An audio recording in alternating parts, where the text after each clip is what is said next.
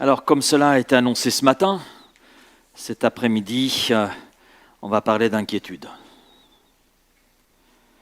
Bon, c'est pas très réjouissant, parler d'inquiétude. Bon, bien sûr, on ne va pas rester sur nos inquiétudes, c'est Dieu et mes inquiétudes. Alors, je vous propose de faire une lecture, sans plus attendre, dans l'Évangile selon Matthieu. C'est un extrait du Sermon sur la montagne. Sermon sur la montagne, c'est le plus grand sermon qui soit prêché. C'est Jésus qui, à travers les chapitres 5, 6 et 7, aborde un certain nombre de choses qui nous touchent, le pardon, mais aussi les inquiétudes. Au chapitre 6 et verset 25, et nous irons jusqu'au verset 34.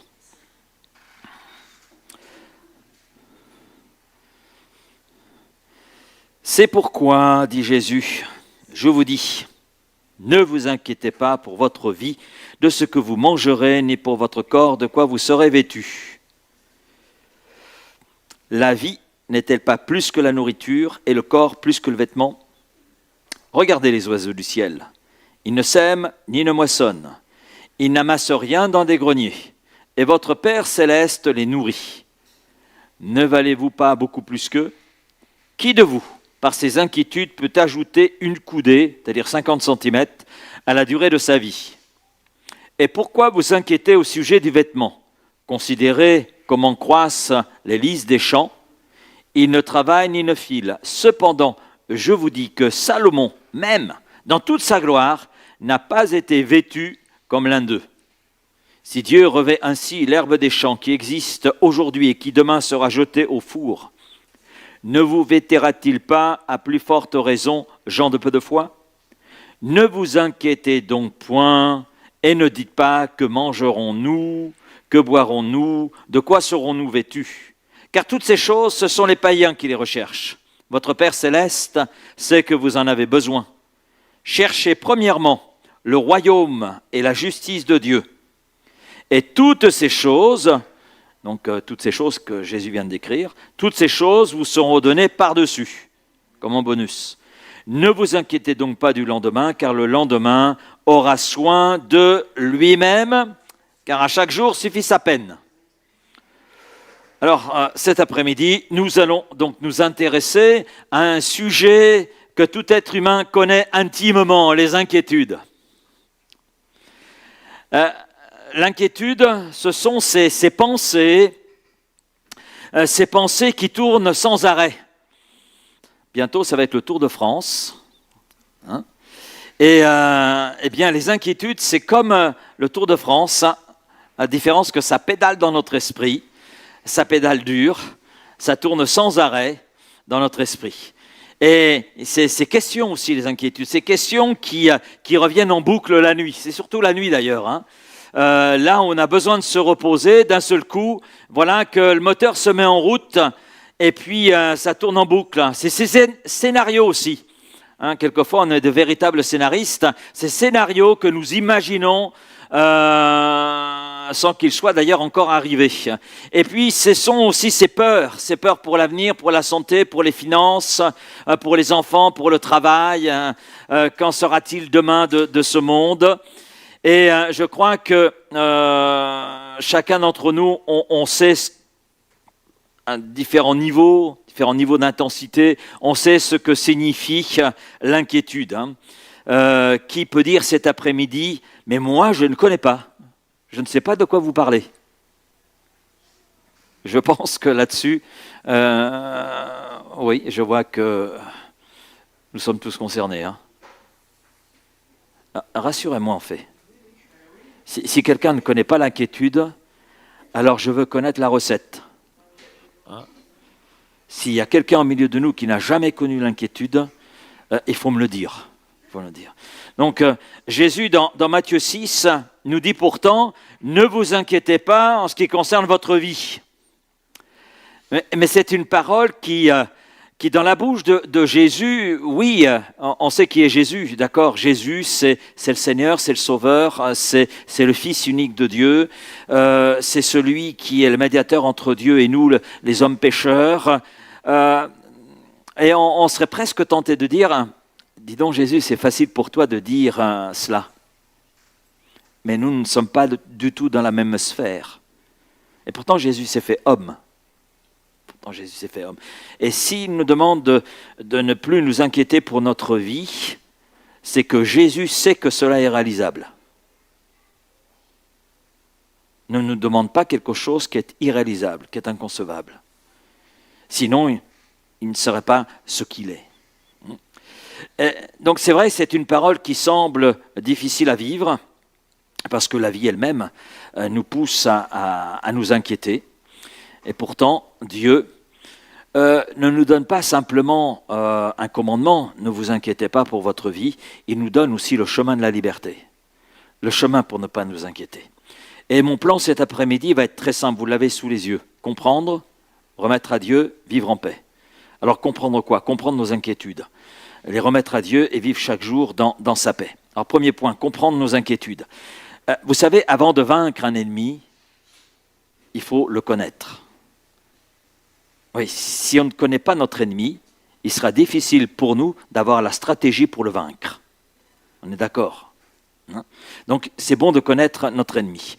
Le mot grec dans le Nouveau Testament qui est traduit par inquiétude et qui revient donc dans ce texte que nous avons lu et qui revient 19 fois d'ailleurs dans le Nouveau Testament, eh bien, a un sens très profond. Ce mot inquiétude signifie être divisé intérieurement, être divisé en plusieurs morceaux. Et au sens figuré, ce mot, on peut aussi le traduire par se décomposer. Et quand on regarde, c'est vrai, quand on atteint un certain niveau d'inquiétude, on se décompose. Et là, Jésus utilise un mot, oui, qui nous caractérise. Être inquiet, c'est être divisé en plusieurs morceaux. Il y a une partie de nous qui veut croire, et puis une autre partie qui a peur, qui vit cette inquiétude, qui vit difficilement la réalité, qui la comprend difficilement. C'est pour cela que l'inquiétude fatigue autant. Celui qui est inquiet, selon le niveau d'inquiétude, on est plus ou moins fatigué. Et parce que ça divise notre cœur, ça divise notre esprit. Et c'est un véritable combat intérieur. Je ne sais pas s'il vous est déjà arrivé de faire un combat. Moi non, j'ai jamais été adepte des combats de boxe ou etc. Mais j'imagine, j'ai eu l'occasion de regarder de tels combats et je vois, ils sont en sueur, ils sont là fatigués, etc. Donc oui, un combat, ça fatigue. Et un combat intérieur, ça nous fatigue. Ça crée une fatigue intérieure qui ressurgit sur l'ensemble de notre corps. Et ce combat a plus ou moins d'intensité, mais une chose est sûre, c'est qu'il nous épuise. Et puis cela peut même aller plus loin que l'épuisement, puisqu'il y a une expression justement qui traduit jusqu'où l'inquiétude peut aller. On a cette expression « mourir d'inquiétude ». Ça veut bien dire ce que ça veut dire, mourir d'inquiétude. Ça veut dire que on est dans un état d'inquiétude qui est si intense, si insupportable, que l'on arrive quelquefois à faire une chose, c'est-à-dire le suicide. Et vous avez des gens qui tombent dans un tel niveau d'inquiétude que la vie leur devient si insupportable qu'elles en arrivent à sauter la vie. C'est terrible. Dieu sait que nous sommes humains. Dieu connaît nos fragilités. Le psaume 103, verset 14 dit « Il sait de quoi nous sommes formés ». Il le sait puisque c'est lui qui nous a conçus. C'est lui le Créateur. Et il se souvient que nous sommes poussière. Donc il se souvient que nous sommes fragiles. Il sait que nous sommes fragiles. Donc Dieu ne s'étonne pas de nos sentiments, de nos émotions, de ce que l'on peut ressentir, de ce que l'on peut vivre. Il sait de quoi nous sommes formés. Il sait où se situent nos fragilités, il nous connaît bien. Et je crois qu'aucun être humain ne peut dire « je n'ai jamais connu l'inquiétude ». Et je regarde la parole de Dieu, c'est la base de notre réflexion. Et quand je regarde la parole de Dieu, je m'aperçois que des hommes de Dieu, des gens qui ont marqué leur époque, ont connu des moments d'inquiétude, et cela à différents niveaux. Vous avez un nom qui est cité, Élie, là je parle Élie le prophète, après avoir reçu un message de menace, un télégramme très particulier, le menaçant en voulant sa vie, et cela de la part de la reine de l'époque qui était Jézabel, eh bien nous voyons Élie le prophète, l'homme de Dieu, l'homme qui a reçu des révélations particulières de Dieu, l'homme qui a été l'instrument puissant entre les mains de Dieu dans d'autres circonstances, eh bien cet homme sombre dans l'inquiétude. Et le message de la reine, de cette reine Jézabel, a été comme un coup de poignard dans son esprit, dans son cœur, et la peur, l'inquiétude l'a submergé à un tel point qu'il prend la fuite. Il s'isole, et c'est souvent ce qui caractérise ceux qui sont dans l'inquiétude. Il commence par s'isoler, c'est ce que fait Élie le prophète. Et puis cette inquiétude atteint un tel niveau qu'il va même jusqu'à demander à Dieu la mort. C'en est assez, je préfère mourir que de continuer comme ça, c'est insupportable, c'est invivable. On voit cela dans 1 Roi 19. C'est un exemple, mais il y en a d'autres. Les disciples. C'est intéressant de voir le témoignage des disciples, parce qu'on a des hommes qui ont vécu 3 ans et demi avec Jésus. Ils ont mangé avec lui, ils ont été à son écoute, ils ont été aussi des instruments, ils ont fait des choses extraordinaires sur les commandements de Jésus. Et nous voyons ces hommes qui sont dans une circonstance particulière, et ils sont dans une barque.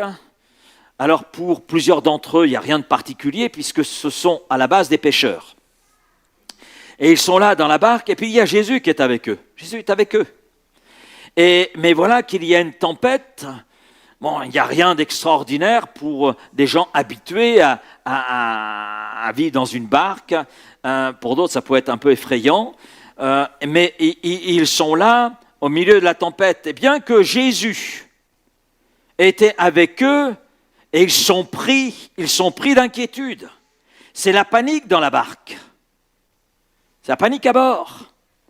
Et dans leur peur, eh bien, ils en arrivent à réveiller Jésus, parce que Jésus, malgré la tempête, malgré les circonstances, était là se reposant. Parce que Jésus est pleinement homme, et il avait besoin aussi de temps de repos. Et il se reposait, cela malgré la tempête. Amen. Mais Jésus venait à leur secours. Et il a menacé la tempête, et le calme est revenu. L'inquiétude a provoqué dans le cœur des disciples une tempête intérieure. Tempête terrible, qui était aussi terrible que la tempête qu'ils étaient en train de traverser physiquement.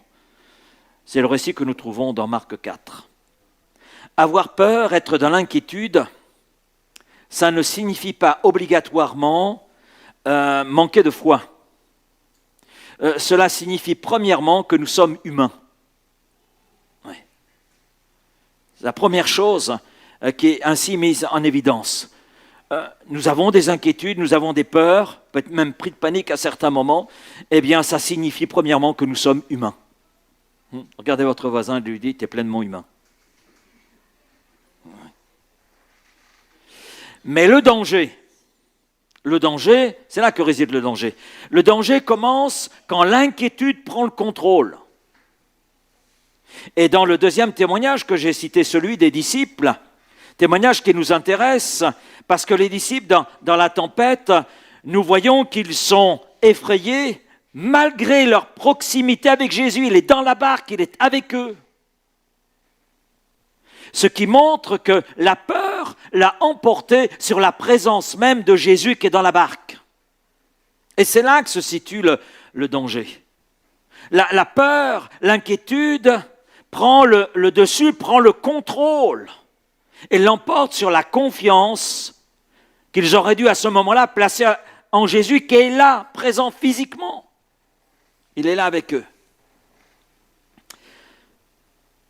Donc c'est là finalement que se situe le danger. L'inquiétude est humaine, mais le danger, c'est quand elle prend le contrôle de notre personne. On peut voir les sources de nos inquiétudes. Vous savez, Jésus les connaît parfaitement. L'avenir, que va-t-il arriver? Est-ce que vous avez peur pour l'avenir? Bon, répondez pas tous à la fois. Et oui, 85% des Français avouent être inquiets pour l'avenir. 85%. Ils avouent. Il y a tous ceux qui ne veulent pas avouer. Hein, mais 85% des Français avouent être inquiets pour l'avenir. Les finances. Comment vais-je m'en sortir? Comment vais-je finir la fin du mois? Comment vais-je pouvoir régler, etc., etc. C'est un des aspects aussi qui suscite beaucoup d'inquiétude dans le cœur des Français. Surtout actuellement. Depuis ce conflit qu'il y a entre deux gros pays qui bloquent un certain détroit, voilà, les Français ont remarqué que les tarifs avaient augmenté. Et oui, moi-même je l'ai remarqué. Hein. Quand on va au supermarché, c'est bizarre, on prend les mêmes choses, mais le prix n'est pas le même. Et oui. Et puis en plus, quand on va mettre un peu de carburant dans sa voiture, on s'aperçoit aussi que c'est bizarre, la facture n'est pas comme d'habitude. Hein. Donc tout cela suscite une inquiétude qui va grandissant dans le cœur de nos contemporains et peut-être dans le cœur de quelqu'un cet après-midi. La santé, si je tombe malade. Et il est bien de se poser la question aujourd'hui, quand on voit le système médical en France, il y a de quoi s'inquiéter. Il y a de quoi s'inquiéter, c'est vrai. Et il y a plus de 80% des Français qui sont inquiets à cause de leur santé, en raison de la dégradation du système de santé dans notre pays. Ce n'est pas moi qui ai inventé ces chiffres. J'ai les sources, j'ai noté les sources. La famille, si je perds quelqu'un, vous avez des gens qui sont inquiets, la famille. Les circonstances, si les choses ne se passent pas comme prévu, qu'est-ce qui va m'arriver cette semaine, etc. 64% des Français se disent préoccupés pour leur sécurité personnelle. Et on s'aperçoit que ce chiffre ne cesse d'augmenter. Ça ne cesse d'augmenter. Il y a une insécurité qui est là. Et quand on regarde, nous vivons souvent dans des scénarios qui n'existent pas encore. Parce que c'est ça, en fait. L'inquiétude, c'est se construire des scénarios qui ne sont pas encore. C'est pas encore. Et comme quelqu'un l'a dit, c'est pas moi qui l'ai dit, mais j'ai relevé cette citation, « Je me suis inquiété pour beaucoup de choses dont la plupart ne sont jamais arrivées. » Ce qui veut dire que nous souffrons deux fois finalement.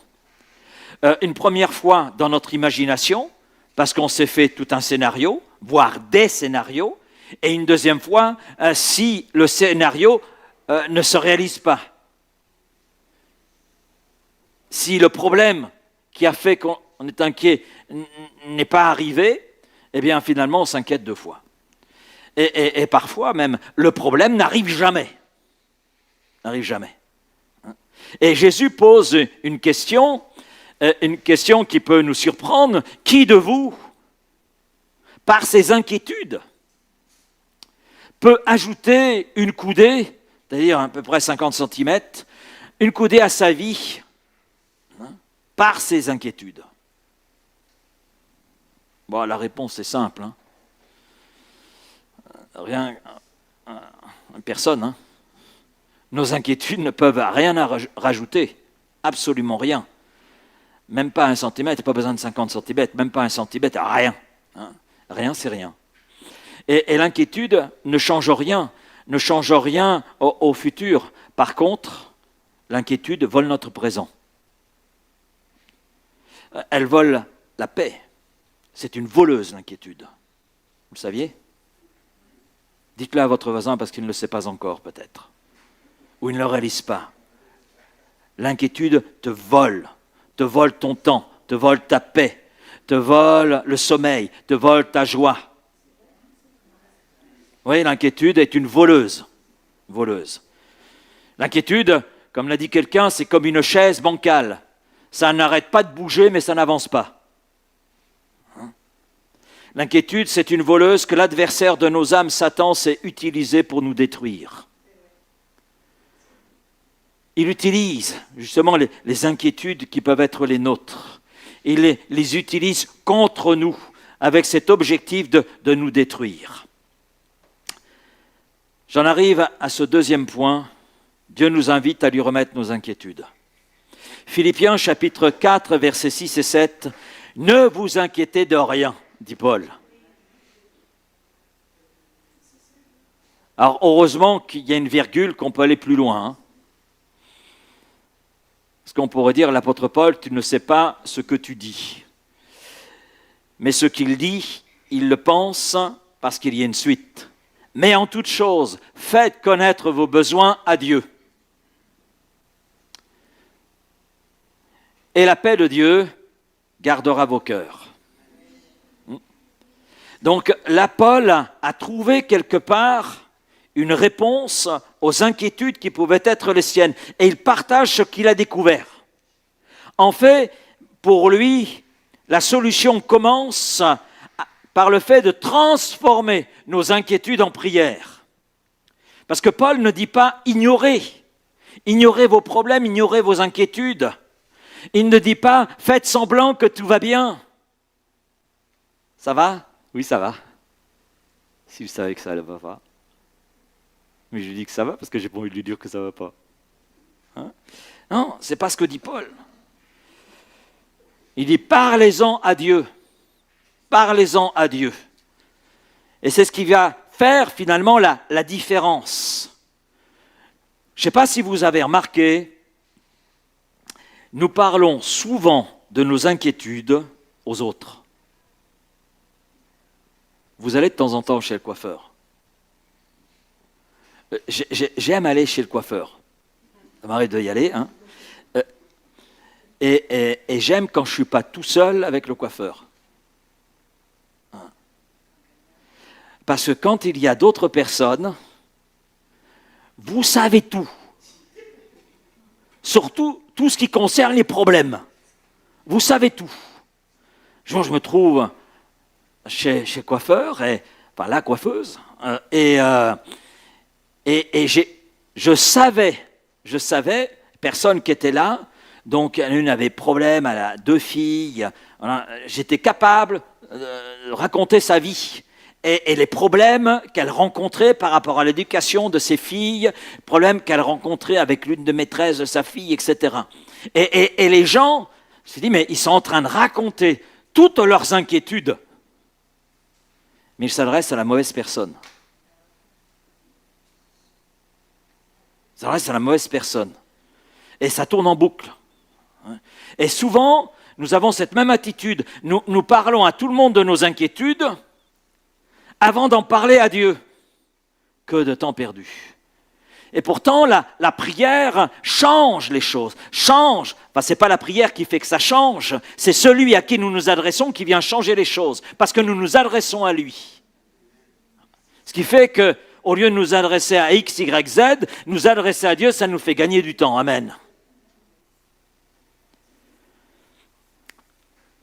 La prière dit, je ne peux pas tout contrôler. Mais toi qui es Dieu et qui peux tout, je m'adresse à toi parce que toi tu peux tout. Alors je t'ouvre la porte afin que tu t'occupes des inquiétudes qui sont les miennes. Et qu'en échange, je puisse bénéficier de ta paix. Dans l'inquiétude, vous l'avez certainement remarqué et vécu, la première réaction est d'abord de chercher une réponse par nous-mêmes.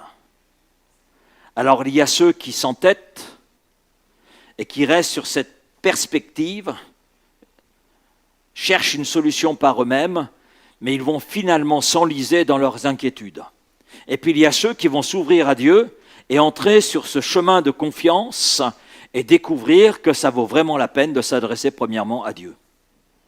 Et comme le dit Jésus, cherchez premièrement le royaume de Dieu. Chercher premièrement le royaume de Dieu, c'est chercher celui qui est le roi de ce royaume. C'est difficile pour l'être humain de dire je ne peux pas tout porter. Le péché a détruit certaines conceptions en nous. Et le péché nous fait croire que nous sommes capables de nous en sortir par nous-mêmes, que nous sommes suffisamment grands. Il n'y a pas plus grand menteur que le péché. Le péché nous ment à nous-mêmes. Nous ment à nous-mêmes. Le péché, c'est se mentir. Alors que cette reconnaissance devant Dieu, ce n'est pas une faiblesse, mais c'est le commencement de la foi. Transformer nos inquiétudes en sujet de prière en s'adressant à la bonne personne, à celui qui est le roi des rois, le Seigneur des seigneurs. Et puis, Paul, dans Philippiens 4, les versets 6 et 7, dit, c'est vrai, ne vous inquiétez de rien, ok. Voilà la bonne attitude. Premièrement, en toute chose, faites connaître vos besoins à Dieu, par des prières, par des supplications.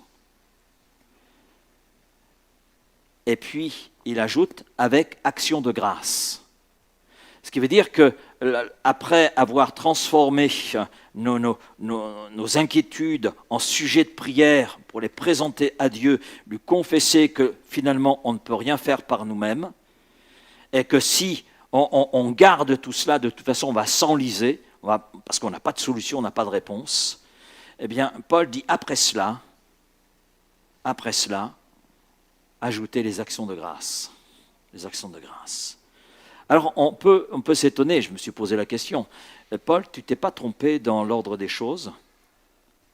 Je viens à Dieu, je lui présente mes inquiétudes, et ensuite j'exprime une action de grâce. Mais comment est-il possible d'exprimer une action de grâce avant même que le problème soit réglé? Ben oui, vous dites merci après avoir reçu ce que vous aviez demandé, non?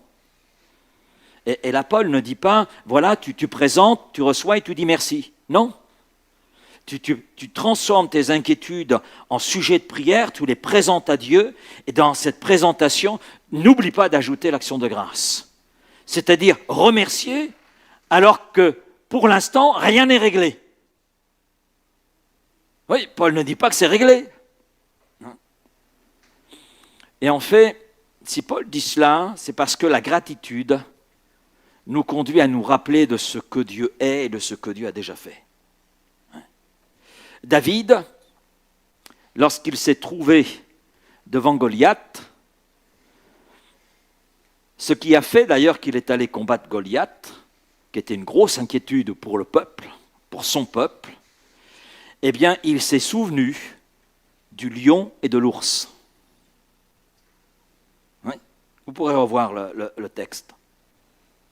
Il est allé sur cette base, donc sur cette reconnaissance et action de grâce intérieure, comme j'ai vaincu l'ours et le lion, c'est toi qui m'as donné la victoire, tu me donneras la victoire sur Goliath. Il était déjà dans cette attitude de gratitude avant même d'avoir combattu le géant, 2,90 m quand même. Voilà, 2,90 m.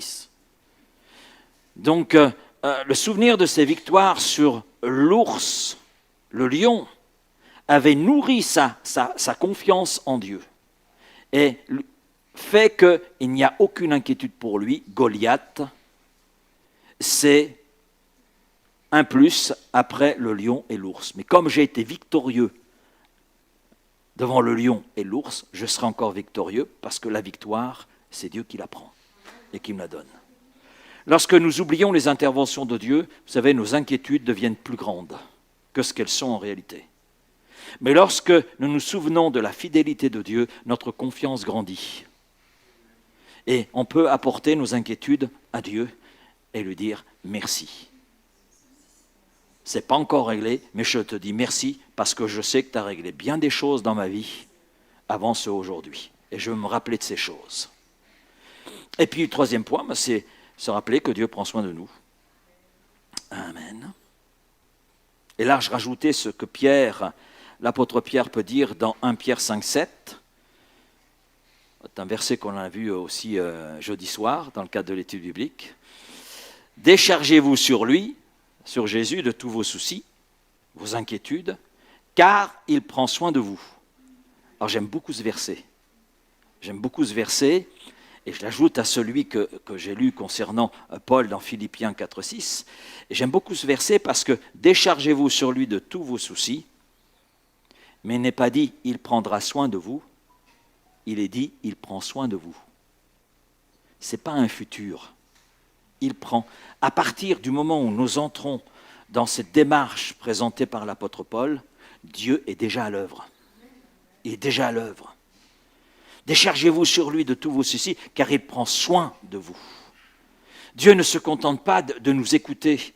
Dieu prend soin de nous personnellement. Et je crois que c'est important de faire cette précision, parce que nombre de personnes s'imaginent que Dieu préfère s'occuper des autres. Un jour, quelqu'un m'a dit, Dieu n'a pas le temps. Je sais pourquoi. Ben oui, parce qu'il s'occupe de beaucoup d'autres personnes. Oui, c'est vrai, il s'occupe de beaucoup d'autres personnes. En fait, il s'occupe à la fois de tous les êtres humains, si les êtres humains font appel à lui. Parce qu'il a cette capacité de le faire. Ah oui, mais alors qu'il s'occupe des autres, il ne peut pas s'occuper de moi. Si, il est capable de s'occuper de vous et en même temps des autres. De chaque être humain, parce que Dieu est souverain. Parce que Dieu est omnipotent. Dieu peut tout, Dieu sait tout, et il est partout. Partout. Hein? Et c'est bon de se dire que oui, Dieu prend soin de moi personnellement. Voilà. Que si je ne vois pas encore la chose se régler, ça ne veut pas dire que Dieu est en train de s'occuper de quelqu'un d'autre, il n'a pas le temps de s'occuper de moi. Ça, c'est un mensonge. Non, Dieu s'occupe de moi personnellement. Maintenant, il va régler la situation en son temps à lui. Et son temps est meilleur que le nôtre. Et même quand nous nous sentons oubliés, ce qui peut arriver, c'est dire, depuis le temps que j'étais déposé ces inquiétudes et apporté mon action de grâce, je ne vois toujours rien. Eh bien, Dieu ne nous oublie jamais. Là aussi, ça peut être un mensonge. Quand nous nous sentons oubliés, se sentir oublié ne veut pas dire être oublié. Nous sommes les objets de l'attention constante de Dieu. Dieu ne porte pas une attention de temps en temps sur nous, mais elle est constante. Et Jésus utilise des images qui sont très parlantes. Je reviens à ce texte d'introduction, dans Matthieu 6. Il ne parle pas d'abord des anges. On aurait pu penser dans son développement que Jésus parle des anges. Non, il parle des oiseaux. Est-ce que vous vous en préoccupez? Est-ce que vous êtes inquiet pour eux?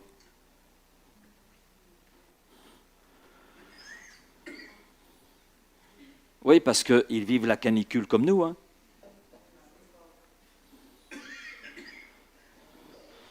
Et Jésus parle des oiseaux.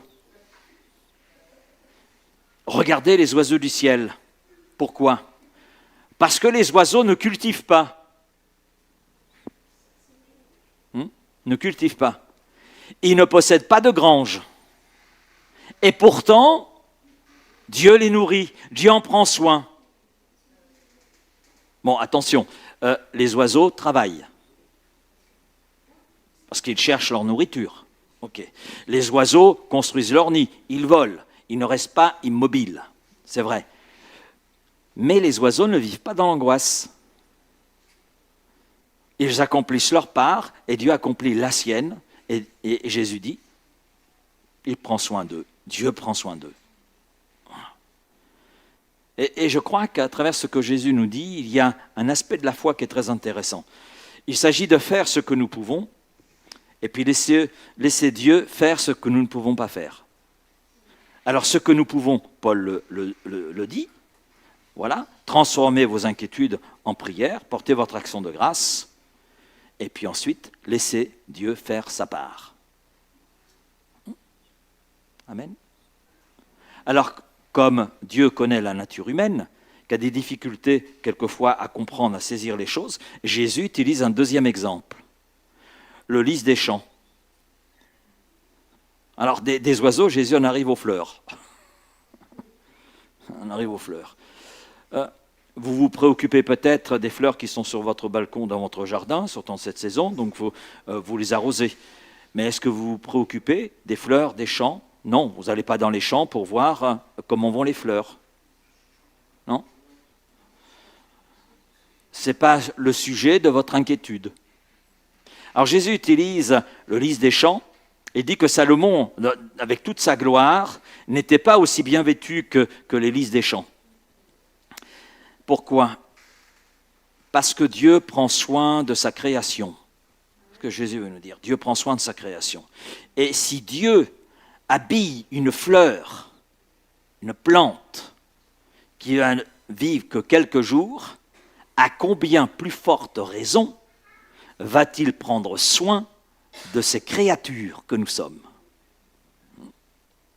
Et l'insistance de Jésus, prenant l'exemple des oiseaux et des lys des champs, est là pour nous montrer quelque part le cœur de Dieu, la pensée de Dieu. Parce que parfois nous avons une image de Dieu comme d'un être sévère, d'un être plus préoccupé des autres que par soi-même, etc. Mais Jésus nous révèle que Dieu est un Père attentif, un Père généreux, et un Père qui connaît même si pour certains c'est plus facile que d'autres, il connaît même le nombre de nos cheveux.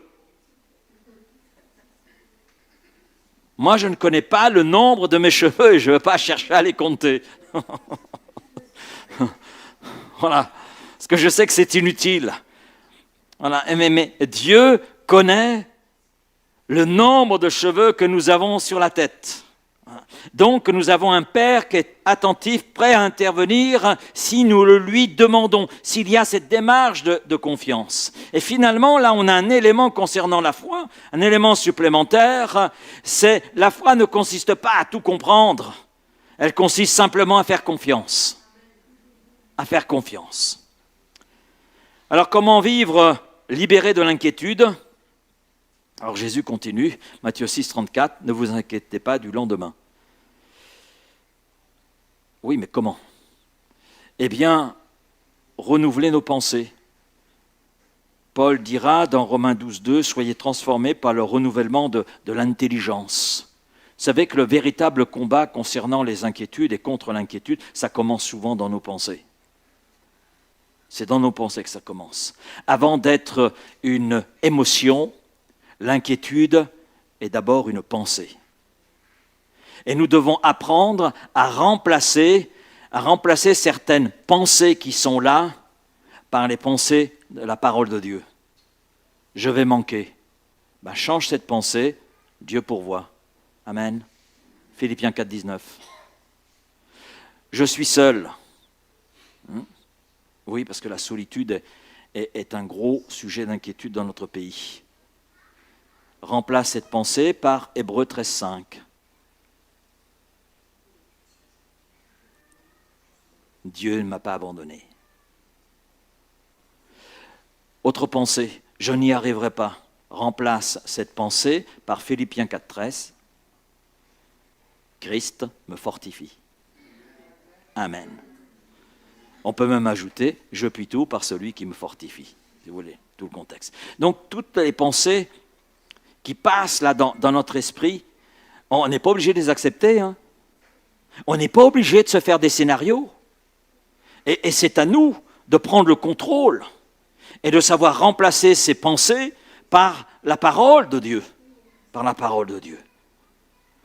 Comme on ne laisse pas n'importe qui entrer dans sa maison, j'espère pour vous, vous ne laissez pas n'importe qui entrer dans votre maison, vous contrôlez l'entrée de votre maison. Eh bien, nous ne devons pas laisser n'importe quelle pensée s'installer dans notre esprit, dans notre cœur. La deuxième chose, vivre un jour à la fois. Ça, c'est un peu difficile. On voudrait tout vivre en même temps. Et arriver même à connaître jusque plus loin. Et certains même voudraient même connaître jusque dans l'éternité. Oh, n'allons pas trop loin, un jour à la fois. À chaque jour suffit sa peine. Ne vous inquiétez donc pas du lendemain, car le lendemain aura soin de lui-même, à chaque jour suffit sa peine. Je ne sais pas si vous avez remarqué, mais Dieu demande un pas à la fois, un jour à la fois. D'accord ? Parce que Dieu ne donne pas la force pour toute la vie en une seule fois. Ce n'est pas un réservoir qu'il nous donne et puis on doit le gérer. Non, ce n'est pas du tout. Et pour comprendre, on peut se souvenir du peuple hébreu dans le désert. Chaque matin, Dieu a envoyé la manne. Il n'a pas envoyé la manne pour une semaine, il n'a pas envoyé la manne pour une année, il n'a pas envoyé la manne pour un mois, non, chaque jour. Et il y avait la mesure nécessaire pour chaque personne composant ce peuple. Dieu connaissait le nombre de calories qu'avait besoin chaque membre de son peuple. Et Dieu a pourvu avec précision. Et pourquoi ? Parce que Dieu voulait leur apprendre la confiance au quotidien. Chaque matin, ils devaient dépendre du Seigneur. Et Dieu n'a pas changé dans cette pensée. Il veut que chaque jour, nous apprenions à dépendre de lui. Que chaque jour, nous apprenions à lui faire confiance. Demain n'a pas encore sa grâce, mais aujourd'hui, oui. Alors merci pour le aujourd'hui. Et si aujourd'hui, la grâce de Dieu s'est manifestée, eh bien c'est une garantie pour demain, où là, cette même grâce va se manifester. Et c'est une garantie pour l'après-demain. C'est pour ça que Jésus dit, à chaque jour suffit sa peine. Et puis, le troisième point, c'est agir aussi avec sagesse. C'est vrai, la foi, ce n'est pas l'inaction, c'est faire confiance à Dieu. Mais faire confiance à Dieu, ça ne signifie pas rester passif. Je l'ai exprimé concernant les oiseaux, mais c'est vrai aussi pour nous. Nous prions, mais nous agissons aussi. Je prendrai un exemple. Si je prie pour trouver un emploi, j'ai deux attitudes possibles. M'asseoir dans mon canapé et attendre que ça se passe. Seigneur, je t'ai prié, donc tu fais venir. Dieu est capable d'accomplir ce miracle. Hein. Dieu est capable de le faire. Mais je ne vais pas attendre 10 ans pour savoir si Dieu va le faire. D'accord ? Donc, je prie pour trouver un emploi, ben, je fais un CV, je postule, voilà, et je fais confiance à Dieu. Et Seigneur, tu vas ouvrir la porte qu'il faut ouvrir. Voilà. Et à partir de là, oui, Dieu bénit. Et Dieu bénit souvent ce que nous mettons fidèlement donc, en action.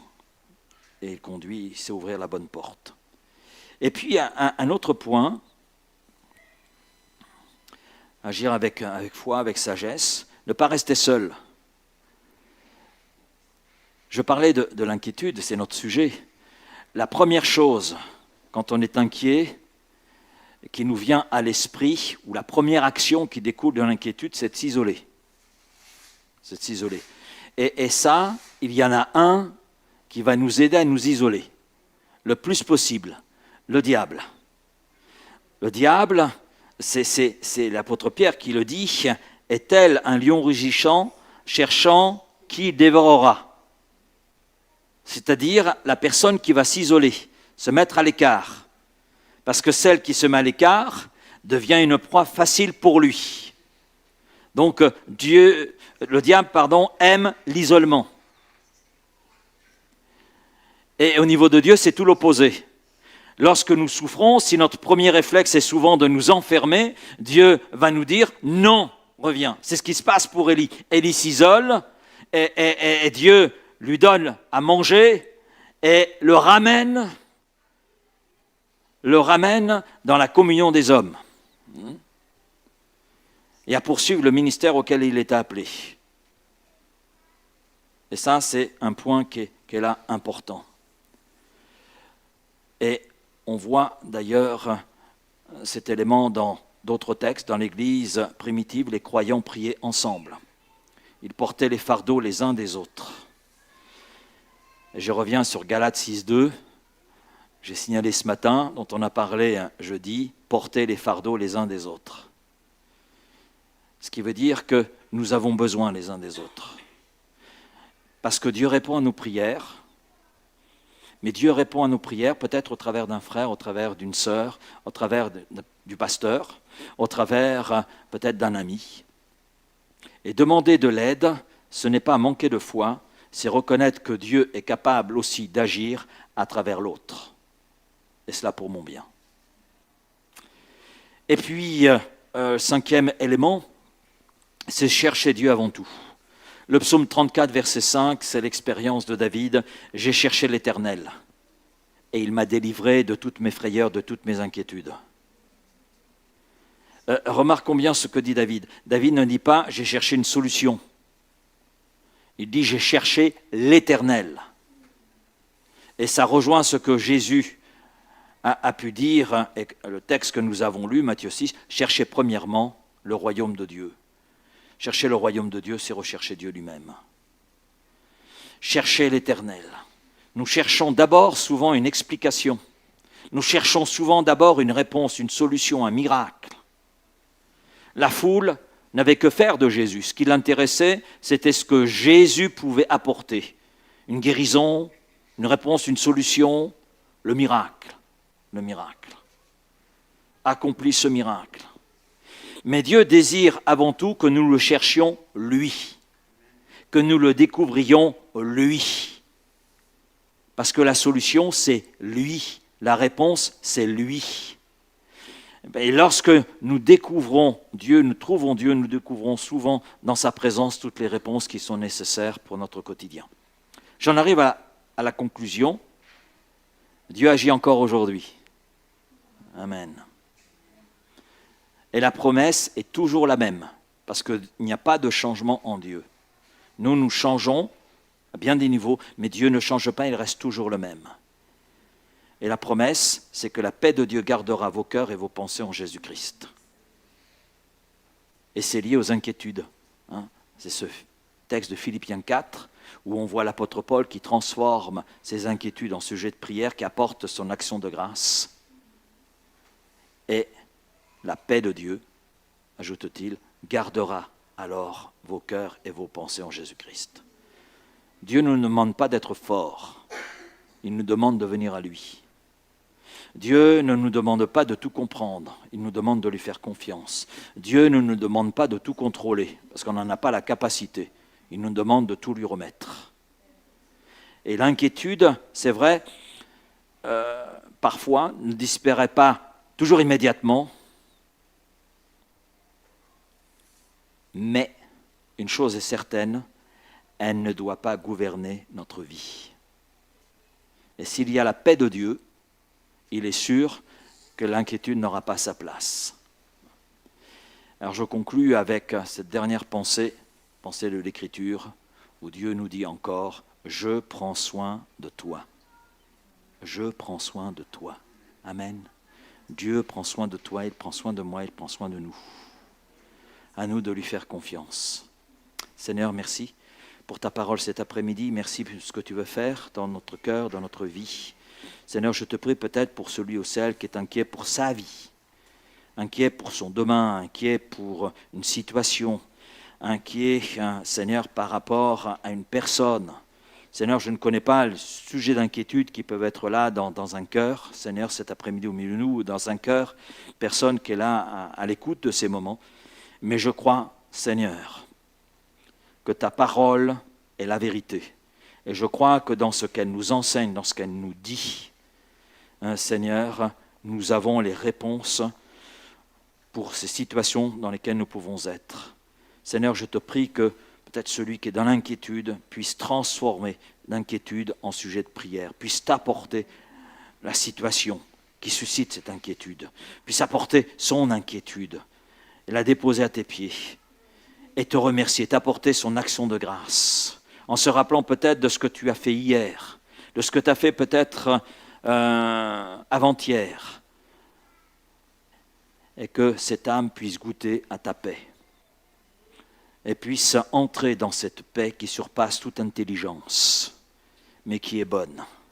Oui Seigneur, je te prie pour celui peut-être qui s'est laissé contrôler par son inquiétude, je te prie qu'il puisse lâcher prise, Seigneur, et venir à toi, te rechercher toi, et recevoir de toi, Seigneur, cette réponse essentielle pour sa vie.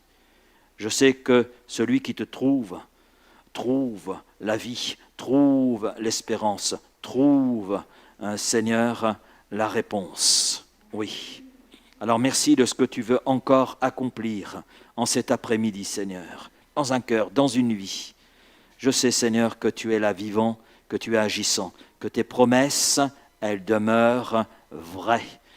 Oui, et nous pouvons dire Amen, et cela dans le nom de Jésus.